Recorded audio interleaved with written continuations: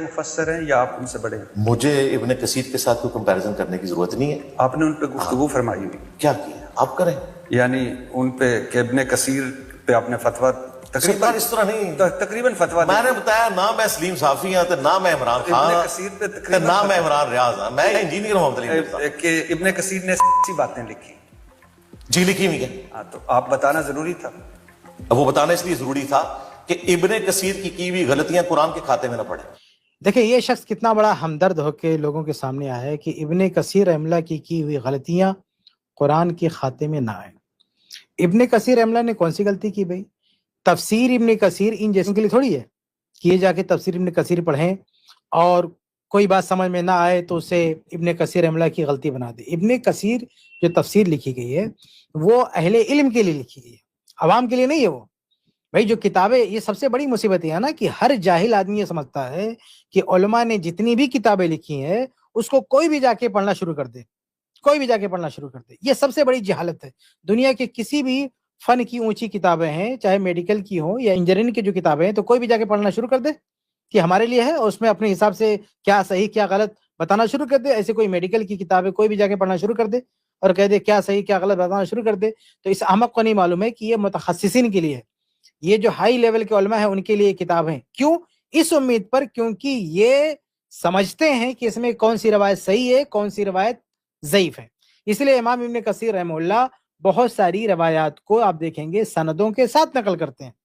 ऐसे ही इमाम तबरी रहमतुल्लाह ने बहुत सारी रवायत नकल की, सनदों के साथ नकल की। तो अब जो सनद के माहिरीन हैं वो पढ़ेंगे और उनको समझ में आएगा इसमें क्या सही है क्या गलत, तो उसको फिल्टर कर लेंगे। उसके बाद आवाम के सामने जो सही बातें हैं वो पेश करेंगे और बाकी जो बातें हैं वो तहकीक के लिए, तफ्तीश के लिए, ये आम आदमी के लिए नहीं। तो ये बंदा इब्ने कसीर रहमतुल्लाह को जाके कहता है कि ताकि वो गलती उनके हक में ना आ जाए, कुरान के सिलसिले में ना जाए। भाई तुम्हारी क्या औकात है, तुम्हारी क्या हैसियत है, तुम्हारी हैसियत क्या है? इब्ने कसीर रहमतुल्लाह ने तफसीर इब्ने कसीर इसलिए लिखी है कोई भी जाहिल पढ़ के और उसको सही गलत करना शुरू कर दे। तो ये बुनियादी बात आपको समझना चाहिए कि आवाम के लिए जो किताबें होती हैं वो अलग होती हैं, उलमा के लिए जो होती है अलग होती है। उलमा के लिए जो किताबें हैं उसमें सनद के साथ बातें नकल कर दी जाती है और बाकी काम उलमा के लिए छोड़ दिया जाता है। तो इमाम इब्ने कसीर रहमतुल्लाह ने पूरी यानी तफसीर इब्ने कसीर लिखी है तो कुछ बातें उलमा के लिए भी छोड़ रखी हैं। उनका हुस्न ज़न है कि उलमा सनदों को जानते हैं, इन रवायात को परखते हैं, वो सारी चीजें इकट्ठा की उन्होंने और वो उसमें से तफ्तीश करके देख सकते हैं कि कौन सी इख्तलाफात नकल करते हैं, फलां मुफस्सिर ने ये कहा फलां ने ये कहा, और वो उलमा के लिए बातें होती हैं। तो हकीकत में बहुत सारी बातें यानी कुरान की तफसीर यानी अल्लाह के नबी के ज़माने में जो इल्म सीखने का जो असल मसला था वो उलमा से, वो तरीका असल में आज ये जैसे लोग छुड़वाना चाहते हैं कि आप जाओ किताबों से इल्म सीखो, यानी तफसीर इब्न कसीर पढ़ो, सही बुखारी डायरेक्ट पढ़ो, कुरान मजीद जाके इसे डायरेक्ट पढ़ना शुरू कर दो। नहीं, अगर ऐसे होता ना तो अल्लाह रब्बुल आलमीन कुरान मजीद के नुस्खे उतार देता, बस सबको देता, खत्म, किसी नबी को भेजने की जरूरत नहीं। लेकिन अल्लाह रब्बुल आलमीन ने कुरान मजीद उतारा और साथ में मुअल्लिम उतारा। ये बात अच्छी तरह जहन में रख लें कि अल्लाह ताला ने डायरेक्ट कुरान किसी के हाथ में नहीं दिया कि जाओ कुरान पढ़ो तुम्हारे लिए हिदायत के लिए काफी। कुरान के साथ मुअल्लिम, कुरान और साहिब कुरान, अल्लाह के नबी सल्लल्लाहु अलैहि वसल्लम पे कुरान नाजिल किया और अल्लाह के नबी को कुरान का मुअल्लिम बताया। अल्लाह के नबी कुरान पढ़ते थे, पढ़ाते थे, सिखाते थे, समझाते थे। उसी तरह साहबे कराम रज़ी अल्लाह ताला अन्हुम ने भी कुरान पढ़ना शुरू किया और लोगों को पढ़ाना शुरू किया। आप देखें हैं सही बुखारी की हदीस है कि अब्दुल्लाह बिन अब्बास रज़ी अल्लाह ताला अन्हु को उमर रज़ी अल्लाह ताला अन्हु मजलिस शूरा में रखते थे जहाँ बड़े बड़े बदरी साहबा होते थे। एक मरतबा अब्दुर्रहमान बिन औफ रज़ी अल्लाह ताला अन्हु ने एतराज किया कि अब्दुल्लाह बिन अब्बास को यहाँ क्यों रख, वो तो बच्चे हैं, कम उम्र है। तो उमर रज़ी अल्लाह ताला अन्हु ने इम्तिहान लेके उनकी जो कुरान फहमी थी उसको साबित किया। तो उसके बाद में अब्दुर्रहमान बिन औफ रज़ी अल्लाह ताला अन्हु जाके अब्दुल्लाह बिन अब्बास से कुरान सीखने लगे। बताइए, जो उनसे बड़े हैं, सीनियर हैं, सब कुछ है, लेकिन कुरान मजीद जाके उनसे सीख रहे हैं। भाई नुस्खा उनके पास है कुरान का, आयतें उनको भी याद है, फिर इब्ने अब्बास रज़ी अल्लाह ताला से सीखने की क्या जरूरत थी? तो ऐसे जिस तरह से अल्लाह के नबी मुअल्लिम कुरान थे, ऐसे सहाबा भी मुअल्लिम कुरान थे और ये सिलसिला आगे तक ऐसे ही आया है। तो कोई भी चीज आपको सीखनी है तो मुअल्लिम कुरान से। तो ये जो किताबें हैं ये मुअल्लिमीन के लिए है कि मुअल्लिमीन ये पढ़ेंगे फिर अपने शागिर्दों को बताएंगे।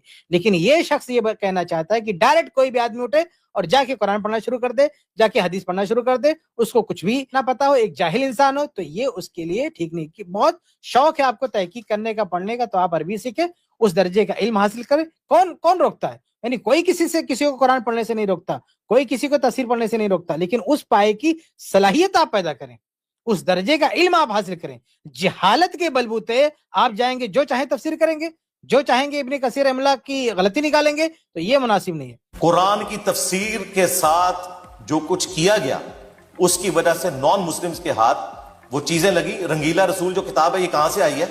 آپ کیا سمجھتے ہیں اس نے بیٹھ کے نبی علیہ السلام کے اوپر الزام لگایا ہے؟ یہ اس جیسوں کی وجہ سے یہ جو منکرین قرآن ہیں وہ شبہات کی شکار ہوئی, کیونکہ یہ جیسے لوگ کہتے ہیں کہ جاؤ خود قرآن پڑھو, جا کے تفسیر پڑھو اور تم سب سے بڑے علامہ ہو. تو ظاہر سی بات ہے ایک نان مسلم سوچے گا کہ یہی سب کچھ ہے. چنانچہ ایک کتاب ہے ترک اسلام, ایک شخص نے اسلام کو چھوڑ دیا. تو اسلام کو کیوں چھوڑا اس نے یہ تفسیری کتابیں جا کے خود سے پڑھنا شروع کر دیا اور سمجھا کہ جو کچھ لکھا ہے یہ صحیح ہے. تو ثناء اللہ امرتسری رحمہ اللہ نے جواب دیا کہ بھئی آپ تفسیر پڑھ کے قرآن پہ اعتراض کر رہے ہیں, تفسیر کا جواب جا کے تفسیر لکھنے والوں سے دیں. قرآن اس کا ذمہ دار نہیں ہے, قرآن مجید اس کا ذمہ دار نہیں ہے. تو ایک آدمی کیسے مرتد ہوا؟ کیونکہ خود جا کے قرآن پڑھ رہا ہے, خود جا کے جو ہے تفسیر پڑھ رہا ہے, یہ سمجھ رہا ہے کہ جو اس میں لکھا گیا ہے کچھ بھی اپنے من سے جو چاہے سمجھ لیا, کیا صحیح ہے کیا غلط ہے. تو یہ سب سے بڑی بدترین گمراہی یہی ہے کہ ایک آدمی صاحب علم سے جا کے پڑھے. دنیا کا کوئی بھی علم بغیر معلم کے نہیں پڑھا جاتا ہے, دنیا کا کوئی بھی علم بغیر معلم کے نہیں پڑھا جاتا ہے. تو ایسے قرآن و حدیث بھی بغیر معلم کے نہیں پڑھا جائے گا. اللہ تبارک تعالیٰ نے ہر دور میں نبی رسول بھیجا ہے, نبی رسول ہی نے شریعت سکھایا ہے. ایسے ڈائریکٹ قرآنی نسخے اللہ تعالیٰ نے اپنی آیتیں ایسے ڈائریکٹ لوگوں کے ہاتھ میں نہیں دے دیا ہے, ایک معلم کو حوالے کیا, معلم نے سب کو پڑھ کے سکھایا ہے. اب ہمارے لوگوں کو تو پتہ ہی نہیں ہے, ہماری کتابوں سے چیزیں اٹھائی ہیں. آج جتنے غیر مسلم رسول اللہ کی ذات کے اوپر حملے کرتے ہیں نا, تو اسی قسم کی چیزیں اٹھا کے کرتے ہیں, بیہودہ چیزیں. تفسیر کے اندر تفسیر تبری, ابن کثیر تو بہت بعد میں ہے. اس کا جواب کیا ہے؟ اگر کوئی ڈائریکٹ جا کے پڑھتا ہے اس کا جواب یہ ہے کہ آپ قرآن کی تفسیر دیکھنا چاہتے ہیں, کوئی نتیجہ نکالنا چاہتے ہیں, کسی ایکسپرٹ سے جا کے آپ رابطہ کریں. یعنی قرآن مجید کی تفسیر کوئی ہے, آپ کون ہوتے ہیں وہاں جا کے پڑھنے والے؟ آپ قرآن مجید کے جو ماہرین ہیں ان سے جا کے پہلے ویریفائی کریں کہ یہ جو ہے ہم نے یہ پڑھ لیا, اس کا کیا مطلب ہے. آپ خود سے مطلب نکالیں گے تو ظاہر سی بات ہے مرتد ہوں گے, گمراہ ہوں گے. یہ انجیل علی مرزا جیسی شخصیت پیدا ہوں گی, اس جیسے نمونے سامنے آئیں گے جو خود سے, جو بڑے فخر سے کہتے بھی ہم کتابی ہیں, ہم علمی کتابی ہیں. تو خود کتابوں کو پڑھو گے تو جا کے یہی حشر ہوگا. تو چاہے مسلم ہو چاہے غیر مسلم ہو, جو بھی پڑھے گا خود سے جا کے اس کا یہ حشر ہوگا. اس کا صحیح طریقہ یہ ہے, اگر کوئی غیر مسلم پڑھ رہا ہے اور کوئی نتیجہ نکل رہا ہے قرآن کے خلاف, تو اس کو بتانے کی کیا ضرورت ہے کہ تم جا کے یہ کتابیں کافی نہیں, تم جا کے کسی ایکسپرٹ سے معلوم کرو کہ اس کتابوں میں جو لکھا ہے اس کا مطلب کیا ہے. یا خود ایکسپرٹ بن جاؤ نا, یا خود جا کے اتنی صلاحیت پیدا کر لو, اس لیول کا علم حاصل کرو تو جا کے پڑھو, کوئی دقت نہیں ہے. جیسے ڈاکٹر ہے, کوئی جا کے جو ہے میڈیکل کتابیں پڑھ کے اور ڈاکٹروں میں نقص نکالنا شروع کر دے, ان پر تنقید کرنا شروع کر دے, تو کیا کہیں گے؟ یہی کہیں گے نا کہ جا کے کسی ڈاکٹر کو لے کے ساری باتیں کرو, اس کے ساتھ ڈسکس کرو, یا خود ڈاکٹر بن جاؤ تب جا کے ڈسکس کرو. لیکن ایک بندہ جو ڈاکٹر بھی نہیں ہے اور جو ہے خود سے جا کے میڈیکل کتابیں لے کے اوٹ پٹانگ ہانک رہا ہے اور جا کے میڈیکل دنیا پہ اعتراض کر رہا ہے, تو بالکل ویسے ہی جیسے احمد رضا صاحب نے کہہ دیا نا کہ یہ زمین جو ہے رکی ہوئی ہے. دلیل کیا دیا؟ دلیل یہ دیا کہ کوئی گیند وغیرہ پھینکتے ہیں تو جو ہے وہ واپس سے ہمارے ہاتھ میں آ جاتا ہے. تو اس طرح کی, یعنی سائنس پہ کوئی اعتراض کرنا ہے تو جا کے ایک سائنٹسٹ سے ملیے, اس کے ایکسپرٹ سے ملیے, اس کے سامنے اپنی بات رکھیے کہ ہم کو یہ سمجھ میں آ رہا ہے. اس کے بعد بھی اگر آپ کو سمجھ میں بات نہیں آتی ہے اور تو پھر آپ اس میں مہارت حاصل کیجئے, پھر آپ اپنی کوئی رائے کام کیجئے.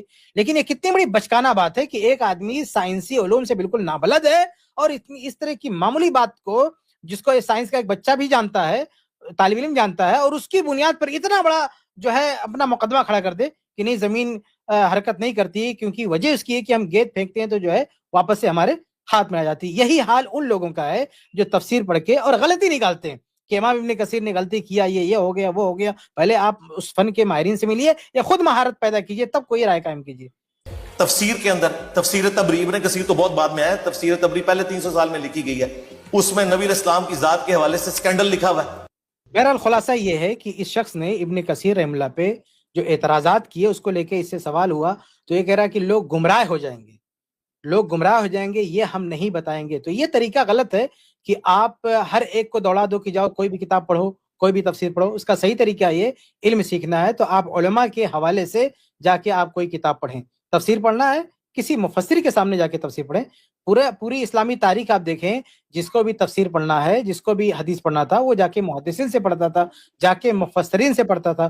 خود تفسیریں کتابیں اٹھا کے محاکمہ نہیں کرتے پھرتا تھا کہ انہوں نے غلطی کر دی، انہوں نے غلطی کر دی. ایسا لگ رہا ہے کہ کتنا بڑا کام کر رہا ہے، یعنی ابن کثیر رحمہ اللہ کی غلطیاں نکال کے امت پر کتنا بڑا احسان کر رہا ہے. اس کی اوقات کیا ابن کثیر کی غلطی نکالے گا؟ ابن کثیر رحمہ اللہ بھی غلطی کر سکتے ہیں، لیکن وہ غلطی کون نکالے گا؟ جو اس لائق ہوگا، جو اس لائق ہوگا. اس کی کیا اوقات ہے کہ جا کے ابن کثیر رحمہ اللہ کی غلطی نکالے گا؟ اچھا، یہ جو اس نے آخر میں بات کہی کہ امام تبری کی کتاب میں اسکینڈل لکھا ہے نعوذ باللہ اللہ کے رسول صلی اللہ علیہ وسلم کا، بھائی تاریخ کی کتابوں میں یا تفسیر کی کتابوں میں جو باتیں لکھی ہیں وہ سند کے ساتھ لکھی ہوئی ہیں، اور اصول ایک محدثین کے ہاں جو ان کے ہاں بہت عام تھا وہ یہ تھا کہ من اسند فقط بریا، جس نے سند بیان کر دی وہ بری ہے اپنی ذمہ داری سے. ان کا معاملہ یہ تھا کہ کسی آیت سے متعلق جو کچھ ان کے پاس پہنچا ہے وہ لوگوں کے سامنے رکھ دیتے تھے سند کے ساتھ، تاکہ آگے آنے والے پھر اس کی تحقیق کریں اور دیکھیں کہ یہ صحیح کیا ہے غلط کیا ہے. اور جیسا کہ شیخ کفایت نے ابھی کہا کہ بھائی جو پڑھنے والے تھے وہ عام عوام نہیں تھی، یہ عام عوام کے لیے تفسیر تبری بھی نہیں لکھی گئی ہے، عام عوام کے لیے تاریخ تبری بھی نہیں لکھی گئی ہے. تو آپ کو صرف تبری کی تفسیر میں نہیں، تبری کی تاریخ میں بھی ایسی بہت ساری چیزیں ملیں گی جو صرف اگر متن پڑھیں گے آپ کو تو آپ کو لگے گا نامناسب ہے. لیکن ان کا کام، ان جو ہے مورخ ہونے کی حیثیت سے یا پھر مفسر ہونے کی حیثیت سے، ان ائمہ کی ذمہ داری یہ تھی کہ ان کے پاس جو روایات کا ذخیرہ آ گیا ہے وہ لوگوں کے سامنے، لوگوں یعنی علماء کے سامنے رکھ دیں. اس سے استفادہ کرنے والے بنیادی طور پہ علماء تھے. کیا یہ جو کہتے تبری میں اسکینڈل لکھا ہے، کیا امام تبری نے جس اسکینڈل کی آپ بات کر رہے ہیں، کیا امام تبری رحمہ اللہ نے اس کی تصدیق کی ہے، کہا ہے کہ یہ واقعہ صحیح ہے؟ اصل بات، اگر امام تبری پہ آپ الزام لگا رہے ہیں تو آپ امام تبری پر الزام اس وقت لگے گا جب وہ کہیں گے کہ یہ بیان کردہ واقعات صحیح ہے. اچھا، تاریخ کے حوالے سے بھی تو آپ کا یہی رویہ ہے نا، آپ تفسیر پر نقد کر رہے ہیں، پر تاریخ میں آپ کیا کرتے ہیں؟ ہر علم غلم بات جو آپ کو آپ کے موافق ملتی ہے کسی صحابی کے خلاف ہے، دھڑ سے آپ اٹھا لے آتے ہیں. تو اگر آپ تفسیر کے بارے میں یہ کہہ رہے ہیں کہ تفسیر سے استفادہ نہیں کرنا ہے تو یہی معاملہ تو تاریخ میں بھی پھر ہونا چاہیے. بیک قلم اگر آپ تفسیر کو رد کر دے رہے ہیں تو بیک قلم تاریخ کو بھی رد کر دینا چاہیے. تو یہ تو بہت نامناسب بات ہے امت کے ائمہ کے جن کی روایت کردہ یہ دین پہنچائے. تبری کا مقام معاملات پہ بہت بلند ہے، بلکہ بعد میں آنے والا کوئی مفسر ایسا نہیں ہے جس نے امام تبری سے استفادہ نہ کیا ہو تفسیر کے معاملے میں. اتنی بڑی بات کہہ دینا کہ ان کا اسکینڈل لکھا ہوا ہے، عام جاہل عوام سننے کی تو سمجھے گی جیسے لگتا ہے کہ امام تبری نے کوئی کسی اللہ کے نبی صلی اللہ علیہ وسلم کی کسی تنازع کے حوالے سے تصدیق کر دی ہے، کسی اسکینڈل کی تصدیق کی ہے اور اس کو صحیح مان کر کے لکھا ہے نعوذ باللہ. کیونکہ بھائی مسئلہ یہ بھی ہے نا کہ جو ان کی عوام ہے وہ بھی انہیں کی طرح جاہل ہے. تو اس جملے سے کیا تاثر جا رہا ہے کہ امام تبری میں اسکینڈل لکھا ہوا ہے؟ ایسا لگ رہا ہے جیسے امام تبری نے اس کی تصدیق کی ہوئی ہے. بھائی تبری روایتوں والی مسند کتاب ہے. کہ مرتد ہو جاتے ہیں لوگ، غیر مسلم اعتراض کرتے ہیں. غیر مسلم تو قرآن پہ بھی اعتراض کرتے ہیں. شیخ الاسلام ثناء اللہ امرتسری رحمہ اللہ کی جو کتاب ہے حق پرکاش، تو حق پرکاش کی غیر مسلم کی کتاب کیا کچھ ایسا نام تھا، اس کے جواب میں انہوں نے لکھی ہے. میں نے کتاب پڑھی ہے، یہی جواب ہے حق پرکاش ہی نام. ثناء اللہ امرتسری رحمہ اللہ نے اس میں اس کے ان اعتراضات کا جواب دیا جو اس نے قرآن پر اٹھائے. تمہارا اللہ یہ کہتا ہے، تمہارا اللہ کہتا ہے حیض کی باتیں قرآن میں، یہ باتیں پتہ نہیں کیا ناپاکی کی باتیں، بہت سارے اعتراض اس نے کیا. تو بھائی اعتراض کرنے والا جو منکر ہے وہ قرآن پر بھی اعتراض کر سکتا ہے. تو اعتراض اس بات کی دلیل نہیں ہے کہ جس چیز پر اعتراض ہو رہا ہے وہ چیز جو ہے کیا ہے، غلط ہی ہے. تو بیشتر اعتراضات تو شیخ قرآن پر ہی ہوتے ہیں نا. بیشتر جو آپ دیکھیں گے جو اسلام کے مخالف ہیں ان کا جو اعتراض ہے وہ بیشتر قرآن ہی پر ہوتا ہے. قرآن کے حدود پر اعتراض ہوتا ہے کہ زنا کرنے والے کو رجم کیوں کیا، جو ہے وہ کوڑے کیوں لگائے جاتے ہیں، چوری کرنے والے کا ہاتھ کیوں کاٹ دیا جاتا ہے. قرآن مجید کے عقائد پر اعتراض ہوتا ہے، قرآن مجید کی عبادتوں پر اعتراض ہوتا ہے، قرآن مجید کے واقعات پر اعتراض ہوتا ہے. تو اعتراض تو بیشتر عام طور پہ آپ دیکھیں گے جب ہم ملحدوں سے بات کرتے تھے اس سے پہلے تو کیا کرتے تھے، وہ تو عام طور پہ قرآن ہی کے معاملات پر. لونڈی والا اعتراض ہے وہ تو لونڈیوں کا ذکر تو قرآن مجید میں موجود ہے.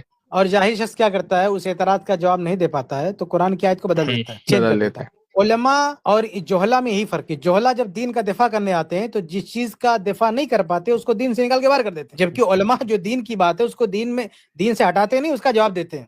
بھائی وہ تو اللہ کے نبی صلی اللہ علیہ وسلم سے بھی یہ تقاضا کیا گیا کہ قرآن میں کچھ ایسی باتیں بدل ہوئی سے آپ چینج کر دیں، آپ اسے بدل دیں تو ہم مان لیتے ہیں.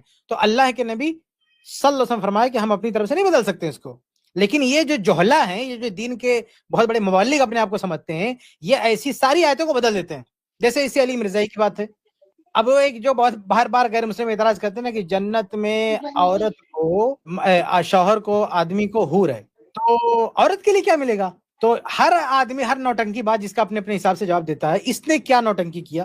یہ کہتا ہے کہ بڑا پیارا جواب, یونیک جواب دیا. یہ کہتا ہے کہ جس عورت کو حور چاہیے, اللہ تعالیٰ اس عورت کی جنس کو بدل دے گا, یعنی اسے مرد بنا دے گا, پھر اس کو حور ملے گا. آپ سوچئے یہ حدیث لوگ جو ہے یہ دین کے جو ہے مبلغ بنے ہوئے ہیں, اور یہ کہتے ہیں قرآن خطرے میں پڑ رہا ہے. قرآن پہ اعتراض ہوتا ہے ابن کثیر سے. ابن کثیر کی تفسیر سے لوگ مرتد ہو رہے ہیں, اور تو قرآن کی صحیح تفسیر کر رہا ہے کہ جنت میں عورت کو بھی حور ملے گا. کیسے؟ ابھی ایک ڈاکٹر ذاکر نائک, اس بندے کو بھی اعتراض نہیں سوجا, اس نے کیا جو ہے پڑیا چھوڑی. اس نے کہتا ہے کہ یہ جو قرآن میں ہے نا کہ جنت میں حور ملے گا, تو حور کا مطلب جوڑا, تو شوہر کے لیے بیوی حور ہے, بیوی کے لیے شوہر حور ہے. اب یہ کچھ کو جچا کچھ کو نہیں جچا, تو اس نے ایک نئی یہ کہتا نہیں, وہ جنت میں حور ملے گا عورت کو بھی. اس کا طریقہ یہ, عورت کو اس کی خواہش کے مطابق اللہ اس کو پہلے جنس کو چینج کرے گا, اس کو جب مرد بنا دے گا تو حور مل گیا, اس کو سب کو حور مل سکتا ہے. تو یہ ان کی یہ اوقات ہے, اور یہ بیچارے چلے ہیں ابن کثیر رحمہ اللہ پہ نقد کرنے کے لیے کہ وہ اچھے مفسر نہیں تھے. یہ ان کی تفسیر ہے, اس پر غیر مسلم اس سے مطمئن ہو جائے گا.